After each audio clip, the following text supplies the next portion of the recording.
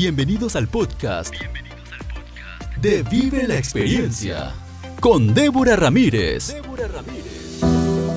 Su principal propósito es resignificar las vivencias del pasado para un presente y un futuro grandioso. En el estudio del Pentateuco para mujeres, estudiarán los primeros 5 libros de la Biblia de una forma sencilla, entendible y práctica, que le añadirá valor a tu experiencia de vida.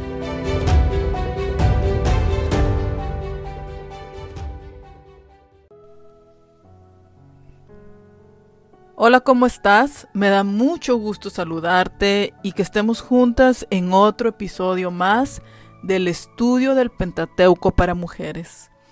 En esta ocasión vamos a iniciar con el capítulo 12 del libro del Génesis, un capítulo que ya se enfoca principalmente, o más bien el protagonista, es Abraham. Dice el versículo 1: Jehová había dicho a Abraham: vete de tu tierra, de tu parentela y de la casa de tu padre a la tierra que te mostraré. De aquí en adelante, Abraham es el héroe de la narración de Génesis. Esta es la primera revelación dada por Dios a Abraham que se registra, aunque se sabe por Hechos 7:2 que Dios se le había aparecido por lo menos una vez antes. La palabra de Jehová comienza con una orden, continúa con una promesa y termina con una bendición. Estos 3 aspectos importantes caracterizan toda manifestación de Dios para el hombre.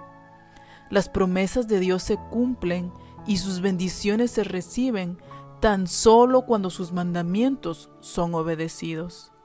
Generalmente los hombres están deseosos de recibir las bendiciones de Dios y ver la realización de sus promesas, pero sin cumplir con sus requerimientos. El llamamiento de Dios demandaba que Abraham rompiera completamente con el pasado. No solo tenía que salir de la tierra de los 2 ríos, Mesopotamia, en la cual estaban situadas tanto Ur como Harán, sino que también tenía que renunciar a sus vínculos familiares y aún a la casa de su padre para no volver nunca más a los de su propia sangre y raza. Fue una dura prueba. Harán y Ur compartían la misma civilización y las mismas normas de vida. Todo esto cambiaría inmediatamente cuando dejara la tierra de los 2 ríos y cruzara a Siria y Palestina. En vez de fértiles tierras de pastoreo, encontraría una región montañosa densamente arbolada. En vez de vivir entre las tribus semíticas a las que pertenecía y que eran muy civilizadas, estaría errabundo entre tribus de un nivel cultural inferior y de una religión degradada. Seguramente no debe haber sido fácil que Abraham rompiera todos los lazos con su amada patria, una tierra en la que había pasado toda su vida y a la que estaba unido por muchos tiernos vínculos. Un joven puede salir de su país natal con poco pesar, pero no es fácil que un hombre de 75 años haga una decisión de tal naturaleza tan fácilmente.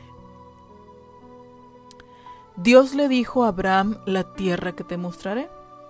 Ya leímos en Génesis 11:31 que el destino original de Abraham había sido Canaán. Pablo en Hebreos 11:8 dice que Abraham salió sin saber a dónde iba. Evidentemente se refiere a que de allí en adelante no tendría un lugar seguro donde morar, sino que iba a ser peregrino y extranjero. En adelante Dios lo guiaría día tras día y él nunca sabría por adelantado lo que le podría traer el futuro. Dice el versículo 2: haré de ti una nación grande, te bendeciré, engrandeceré tu nombre y serás bendición. Qué hermosa promesa. Se anuncia aquí la compensación que tendría Abraham por dejar su familia y su hogar. Sin duda, Abraham se preguntaría cómo podría cumplirse la promesa en vista de que no tenía hijos y no era joven. No podía ser el propósito de Dios que los siervos de Abraham, los pastores y capataces de sus ganados, constituyeran la nación prometida. ¿Cómo entendió Abraham la palabra grande? ¿Implicaba grandes cantidades o influencia o grandeza en realizaciones espirituales? Tan solo el ojo de la fe, puesto en la promesa de Dios, podía penetrar el futuro y contemplar cosas que el ojo natural no podía ver. La promesa de bendición incluía tanto bendiciones temporales como espirituales, especialmente estas últimas. La promesa engrandeceré tu nombre es que la verdadera grandeza debía resultar del acatamiento de las órdenes de Dios y de la cooperación con su propósito divino. Los edificadores de Babel habían pensado hacerse un nombre desafiando a Dios, y sin embargo no ha sobrevivido ninguno de sus nombres. Por el otro lado, Abraham sencillamente debía ir donde Dios lo dirigiera a fin de ganar fama. El día de hoy, incontables millones de judíos, maometanos y cristianos lo aclaman y todavía lo consideran retrospectivamente como su progenitor espiritual. El versículo 3 dice: bendeciré a los que te bendigan, y a los que te maldigan maldeciré, y serán benditas en ti todas las familias de la tierra. Una seguridad tal fue la promesa de amistad y favor más excelsa que Dios pudo conferir a Abraham. Dios consideró como propios los insultos y agravios hechos a su amigo y le prometió hacer causa común con él, compartir sus amigos y tratar a sus enemigos como si hubieran sido los suyos propios. Abraham fue amigo de Dios. La promesa de que todas las familias de la tierra iban a ser bendecidos por él.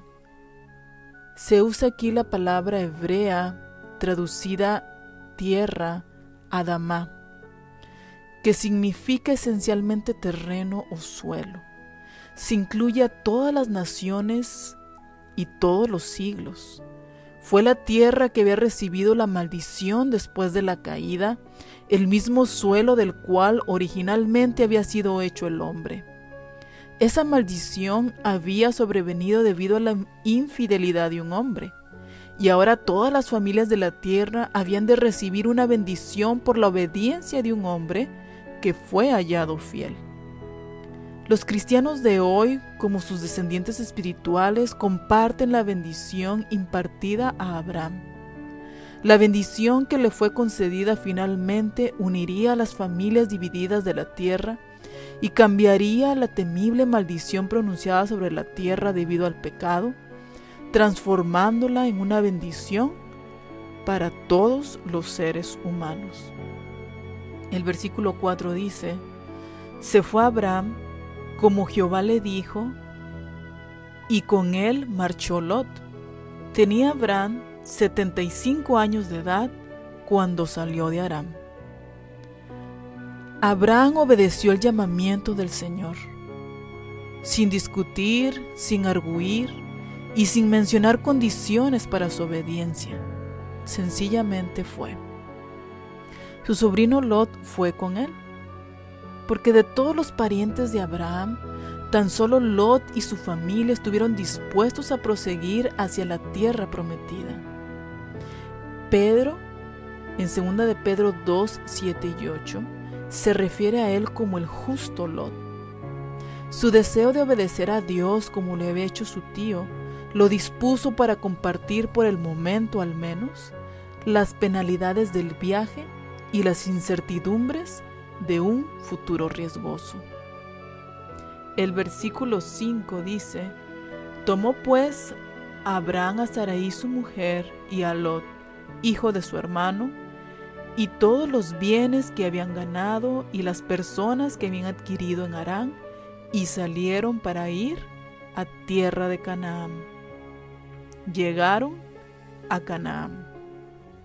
La riqueza de Abraham y de Lot consistía principalmente en grandes rebaños de ganados y manadas de ovejas. Abraham era un hombre próspero, pero su prosperidad de ninguna manera resultó ser un obstáculo para su vida religiosa. Cuando una persona de recursos se considera como mayordomo de Dios y usa la riqueza que le ha sido confiada para la honra de Dios y para el adelantamiento de su reino, entonces la riqueza es una bendición y no una maldición. Este grupo de personas que se menciona en este versículo se refiere a algunos conversos al Dios verdadero. Estos se unieron a la casa de Abraham y se convirtieron en sus criados. Se dice que tanto Abraham como Lot tenían pastores. Se menciona que otra vez que se dirigían hacia la tierra de Canaán. Esta incluía no solo Palestina, sino también Fenicia y la Siria meridional. Puesto que Abraham iba a establecerse en la parte meridional de Canaán, que es Siquem, Hebrón y Gerar, el viaje le significó unos 720 kilómetros desde Aram.